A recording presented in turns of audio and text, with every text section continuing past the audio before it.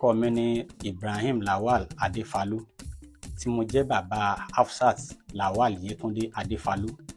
tí a discover lánàá ní ọjọ́ Jímọ̀ wípé àlùfáà kan Abdulrahman lórúkọ rẹ̀ ń jẹ́ kò ṣe kú pa nílùú Ìlọrin. Ó pẹ́ tí mo ti ń forin ṣèkìlọ̀ pé ká ṣọ́ni bá rìn ṣọ́ni bá rẹ́, tí mo ti ń lo agogo ewì kìlọ̀ sétí kó wá pé ká ṣọ́ra fáyé ọmọ aráyé le. Ìwà ẹ̀ka tí ń bẹ nínú àwọn ọmọ ẹ̀dá ó burú jọjọ, inú ọmọ ènìyàn jìn. Ó tún ti ṣẹlẹ̀ nílọrin Àfọ̀njá. Àfáà Mohammed Abdulrahman Bello ló ṣekú pọmidán Yétúndé Lawal ọmọ Adéfalú tó sì tún kún ẹran ara rẹ̀ sí wẹ́wẹ́ tọ́pọ̀ ọmọ ọlọ́mọ nífọ̀nàfọ̀ṣù. Yétúndé Lawal tó kù dẹ̀dẹ̀ kó parí ilé ẹ̀kọ́ gíga tó ṣe kòńgẹ́ ẹkú tó kó sọ́wọ́ alápatà àfáà. Ó ga ẹni àbáṣá lọ bá fún gbàlà ẹ̀mí lọ́wọ́ dalápatà ènìyàn tí ń gẹ́ni lẹ́mìí kúrú. Ẹni agbójú okùnlé ọ̀jẹ̀ ni agba. Ọ̀pọ̀ ló ń fi ṣe aláàfáà ń bojú tí wọ́n ń pa níta níkọ̀kọ̀. Ó ṣe àwọn àfáà tí ń jíṣẹ́ Ọlọ́run ọba òkè nílànà òdodo ọ̀pọ̀ mọ́ láyé. Àwọn onírọ́ funfun oníjàkadì lọ́gbàáyé kan. Mo kí gbogbo àfáà òtítọ́ ẹ kú iṣẹ́ o. Ẹ̀yin àfáà tí ń jíṣẹ́ Ọlọ́run ọba òkè láì ṣẹ̀tàn. Ẹgbìnrin ọ̀tẹ̀ bá a ti pàkan lòmíì rúwé. Ṣé bí níje lò lájọgbọ́ tómi dán àdá Edu Salome. Tolúwatìmílẹ́yìn Àjàyí ṣekú pa. Tó ṣekú pa bí ẹni pẹran tó dúnbú rẹ̀ tó sì gé sí wẹ́wẹ́. Ní Nasarawa nítòsí Àbújá níjọ́sí. Òjò Awógbèmí Máyégún Akéwì Oòduà mo jáde nígbà yẹn. Mo forin ṣèkìlọ̀ fáwọn omidan pé kí wọ́n ṣọ́ra fáwọn ìkòkò ènìyàn wọ́n ti kún gbòòrò tí wọ́n ń pa ní tàláì bìkítà. Ìṣẹ̀lẹ̀ ẹkú Yétúndé yìí o. Ẹ̀yin omidan àsìkò yìí ẹ wá fèyí kọ́gbọ́n àtakọ àtabo nínú àwọn ọmọ adarí irun. Ìṣẹ̀lẹ̀ ẹkú Yétúndé yìí o tó ṣẹlẹ̀ nílọrin Àfọ̀njá kò yàtọ̀ sí bó ti ṣẹlẹ̀ sádà Edu Salome. Tolúwatìmílẹ́yìn Àjàyí tó pè wá sílé rẹ̀ wá pa. Yétúndé Lawal àtàfà Abdulrahman nílọrin Àfọ̀njá ni wọ́n jọ pàdé lórí Facebook gẹ́gẹ́ bí ohun táfà ọ̀hún wí. Wọ́n dọ̀rẹ́ ara wọn lórí ayélujára. Ṣàdédé ni Yétúndé sì gba ìpè táfà ní kó wá bá ọ nílé. Yétúndé gbéra ó lọ bá àfáà. Kò sẹ́ni tó mọ̀gbà tí Yétúndé lọ tó lọ bá àfáà Abdulrahman Mohammed nílé. Ìgbà tó yá tí wọ́n retí Yétúndé kó padà wálé tí wọn ò sì rí. Ló bá di pé àwọn ẹbí ará ọ̀rẹ́ wọ́n wá Yétúndé pé níbo ló lè lọ, wọ́n ń kébò sí ará àdúgbò. Ní kí á mọ́ ṣá wọ́n dẹkọ̀ létí ọ̀dàgọ́ ọlọ́pàá. Níbi wọ́n gbé ti ṣàlàyé ìṣẹ̀lẹ̀ fágbófinró. Gbogbo etí tí ń gbọ́ mi ẹ ò ní pàdánù àwọn ọmọ. Ọmọ wa ò ní lọ sóde àìdé mọ́. Ẹ ò ní bọ́ sọ́wọ́ apànìyàn nítorí alábàárìn. Àlàyé táwọn ọlọ́pàá wá gbọ́ lẹ́nu òbí Yétúndé ló mú wọn bẹ̀rẹ̀ sí ní tọpinpin ìṣẹ̀lẹ̀ yìí o. Àwọn ìpè tí Yétúndé gbà kẹ́yìn lórí aago ló ran ọlọ́pàá lọ́wọ́ tí wọ́n fi tọpinpin ìṣẹ̀lẹ̀ dọ́dọ̀ àfáà apanibíiwin ìkòkò ènìyàn tí ń panita lọ́jà. Rírí tí wọ́n rí àfáà Abdulrahman wọ́n bi léèrè pé níbo ni Yétúndé wà. Kàtìkàtì ní ń dún. Wọ́n ní ṣe bí wọ́n ló pè kẹ́yìn lórí aago. Ló bá dákẹ́ ọ̀rọ̀ pèsè jẹ́. Làwọn ọlọ́pàá bá ní kó nìṣó sílé rẹ̀ wọ́n gbéra ó di ilé àfáà. Yàjòyàjò táwọn ọlọ́pàá tí wọ́n délé àfáà wọ́n wọlé. Wọ́n tún lé àfáà yẹ́bẹ́yẹ́bẹ́. Ń lọ̀rọ̀ bá di kàyéfì. Ẹ̀rọ ara Yétúndé ni wọ́n sì bá nínú ike tó ti géjọ. Táfà Abdulrahman sì ti gé sí wẹ́wẹ́ ẹnu olúkálukú ń kọ hà lórí kàyéfì ìṣẹ̀lẹ̀. Ìjọba ẹ ṣèdájọ́ àfáà Mohammed ká fi jófin bó ti tọ́ bó ti yẹ. Bóyá ká ní pé ẹ ti ṣèdájọ́ Tìmílẹ́yìn Àjàyí lórí ìṣẹ̀lẹ̀ tó ṣẹlẹ̀ sí Salome níjọ́sí. Táyé gbọ́ bóyá àfáà Abdulrahman ìbá fìyẹn kọ́gbọ́n bóyá ìbámọ́ ti ṣekú pa Yétúndé tó fẹ̀mí ẹ̀ ṣòfò.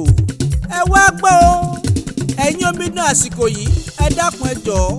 kẹ́ tó mọ́ ọba kọ lọ ẹ ronú jinlẹ̀ kẹ́ tó kẹsẹ̀ sí rìn. Apani ń bẹ nílé apani wà lóde. Ẹ wọ ẹni bẹ́ẹ̀ rìn ẹ ṣọ́ ni bárẹ́. Bẹ́ẹ̀ bá ń bá ni dọ́rẹ̀ẹ́ tàbí tẹ́ ẹ ṣe alápàdé ọkùnrin àjòjì nígboro lórí social media ká tó mọ kárù sọ́kọ̀ mọ́ bá wọn lọ ẹ fura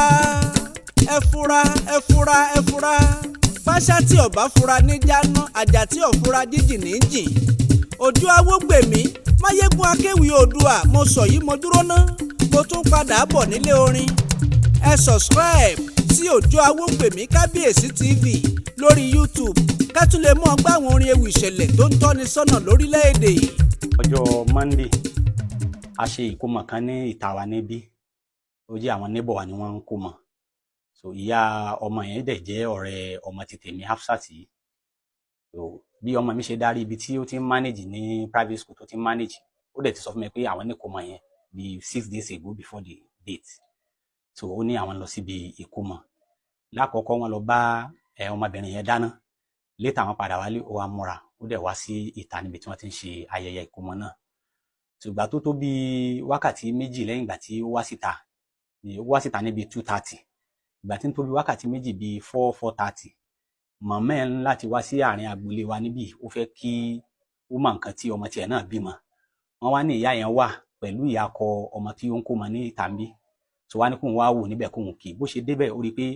nínú àwọn àwùjọ àwọn ọ̀rẹ́ wọn tí wọ́n jọ wà níbi ìkómọ yẹn ọmọ ti tèmi ò sí ní àárín wọn mọ́ so ọmọ ti tèmi ò sí ní àárín wọn mọ́ ìgbà tó di pé ó rí pọ́mọ yẹn ò sí láàrin wọn mọ́ ó béèrè ẹ̀ lọ́wọ́ àwọn yòókù ẹ̀ pé ibo ni Yétúndé wà wọ́n ní nísìn náà ni ó gba kọ́ọ̀lù tó dìde pé òun fẹ́ débì kan yìí kọ́dà oúnjẹ tí wọ́n sáàbù ẹ̀ kò lè jókòó jẹ ó ṣà ń ṣe wéréwéré ló fi dìde lọ ìyá ẹ̀ wá dé inú ilé ó sà sọ fún mi pé ọmọ yìí pé òun ò bá níta láàrin àwọn ìyókù ẹ̀ kí ló ṣẹlẹ̀ mọ́ ni ibo ló lè lọ tí ò dágbére fún wa kò síbi tó máa ń lọ tí ò kì í dágbére fún wa so bó ṣe di pé mo ṣáà try nọ́mbà rẹ̀ nìyẹn mo rò pé ọ̀rọ̀ ìdìde rẹ̀ ní bí ó ti tó bí between 20 and 30 minutes so mo ṣáà try nọ́mbà ẹ̀ dẹ̀ ring mo suspect pé by nǹkan tó ṣẹlẹ̀ lánàá mo rò pé ọmọkùnrin yẹn náà ni ò jẹ́ kó gbé call àbí kó já sí pé ó ti ṣe é ní sùtá kó já sí pé bóyá fóònù yẹn ring so kò rí gbé lọ́dọ̀ ẹ̀ bá ní mo ṣáà ń bínú pé báwo ni ọmọ ṣe tó lè má gbé call mi kì í sábà ṣe bẹ́ẹ̀ tí n bá pè ó máa gbé call mi lọ́wọ́ kan ni tó bá dẹ̀ rí call mi tí ò bá rí gbé á pè mí padà tí ò bá lówó lórí ẹ̀ á flash mi rí flashing títí mo ní ó dé ok tó bá dé ó máa wá bá mi so ìgbà tó di bí 6:30 to 7 ni màmí ẹ̀ tó rán mi létí pé kí ni nǹkan tó ń ṣẹlẹ̀ àmọ́ rí ọmọ yìí mo ní báwo ló ṣe wá jẹ́ bá tuntun nọ́mbà ẹ̀ mú mo tuntun dial ìgbà tí màá fi dial ní around that 7 ó rí pé fóònù ẹ̀ ti wà switched off so bá a ṣe rí kọ́ọ̀lù ẹ̀ pè mọ́ nìyẹn a sàn wọ́ndà pé ọmọ tó yẹ pé òun àti ìyá ẹ̀ wọ́n ṣàwàdà nílé kó torí pé ó jáde nísìn kí nìkan tó wá lè ṣẹlẹ̀ kò báwọn àbúrò ẹ̀jà kálá bá wí ni kò ṣe àwa náà ká ní ìbáwí ló ń sá fún òkè ẹja ní sùúrù bọ́yọ̀ kan náà àwọn ọ̀dọ̀ àwọn sísà mi ni ó lọ àwọn tí wọ́n wà nílọrin so mo ṣáà ní sùúrù pé màá rí kọ́ọ̀lù tó náà mi rí wọn láti pè wọ́n ẹ ló kí nìkan tí ń ṣẹlẹ̀ yìí rí Yétúndé ní ilé wọn ni níbo ló lè wá lọ so bí kálukú náà ṣe bẹ̀rẹ̀ sí bá a wà ní ládùúgbò nìyẹn kódà ọmọkùnrin tí ó ń fẹ́ tó dàbí àfẹ́sọ́nà ẹ̀ tó sọ fún wa pé tó ń fẹ́fẹ́ nì a ti sọ fún un pé kó sọ fún ọmọ náà kó yọjú sí wa ńlé léyìí tó fi hàn wáyé pé ní àti kì í ṣe pé kò sí mọ́fẹ́ lágbájá àbí fẹ́ lágbájá ń bẹ̀ tá a lè ní náà ló lè kú nílé so gbogbo àná àti bọ́ọ̀ náà ọmọ àdúgbò náà ni bọ́ọ̀ náà Lukman by name gbogbo àná àjọ ń ṣe alamí ẹ̀ káàkiri lálẹ́ ọjọ́ yẹn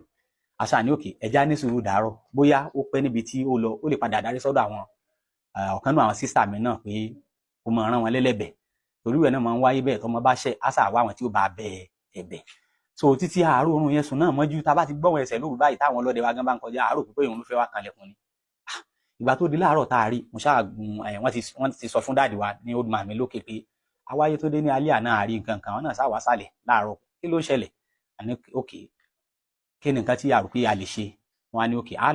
lọ sí police station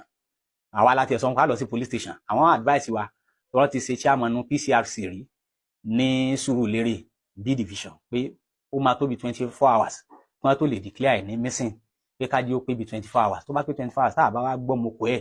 so a lè wá lọ sí police station nígbà yẹn ṣùgbọ́n tó di bí 24 hours bí between 4-4:30 so bá ṣe gbéra ni a bá lọ sí C division of Nigerian Police ní Ọjà Ọba so àdẹ̀bá the woman on the counter a sọ fún ẹ pé nǹkan tí ó ṣẹlẹ̀ rí pé a fẹ́ report to missing girl wọ́n wá ní ó ti tó gbà wá ní báyìí ó ti pé bíi 24 hours wọ́n ní okay àwọn náà wọ́n advice wa pé